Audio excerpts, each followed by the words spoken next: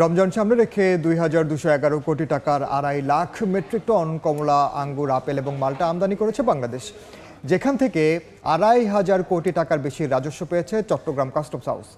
তবে রেকর্ড আমদানির পরেও নানা অজুহাতে বেড়েছে সব ধরনের ফলের দাম।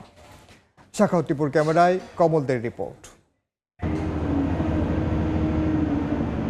চলতি ২০২৫-২৬ অর্থ বছরের ৭ মাসে চট্টগ্রাম বন্দর থেকে ৫৫৭ কোটি টাকা মূল্যের ৮৬,৯৯১ মেট্রিক টন আপেল, ৫২০ কোটি টাকা মূল্যের ৪৪,৪৫৬ মেট্রিক টন আঙ্গুর, ৪৩৮ কোটি টাকা মূল্যের ৫০,৩১৬ মেট্রিক টন মাল্টা এবং ৪৯৬ কোটি টাকা মূল্যের ৫৬,৯৯৫ মেট্রিক টন কমলা খালাস হয়েছে, যার পুরোটাই এখন রমজানের বাজার দখল করে আছে।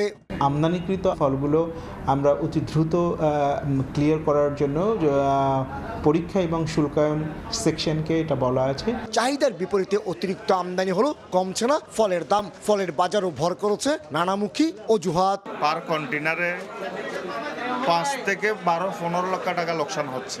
বিশেষ করে বর্তমানে পাইকারি পর্যায়ে ২০ কেজি আপেলের কার্টন ৩,৭০০ থেকে ৬,০০০ টাকা, ৮.৫ কেজির কমলার কার্টন ১২০০ থেকে ১৮০০ টাকা, ১০ কেজি আঙ্গুরের কার্টন ২৮০০ থেকে ৩,৫০০ টাকা এবং ১৪ কেজি মাল্টার কার্টন বিক্রি হচ্ছে ৩,০০০ থেকে ৪,০০০ টাকা দরে। দাম না কমার সবচেয়ে বড় কারণ হচ্ছে ডিউটি, যেটা ১৩৬% নেওয়া হচ্ছে। রেকর্ড পরিমাণ খালাসের পরও চট্টগ্রাম বন্দরে বর্তমানে ১,২৩৩টি ইউজবা ৬২৫ বিশেষায়িত রেফার কন্টেনার অবস্থান রয়েছে। অধিকাংশ রেফার কন্টেনারে আমদানিকৃত ফল বোঝায়। এগুলো খালাসের জন্য বন্দরের সকল কার্যক্রম চলমান আছে, কোথাও কোনো প্রতিবন্ধকতা এই মুহূর্তে নাই।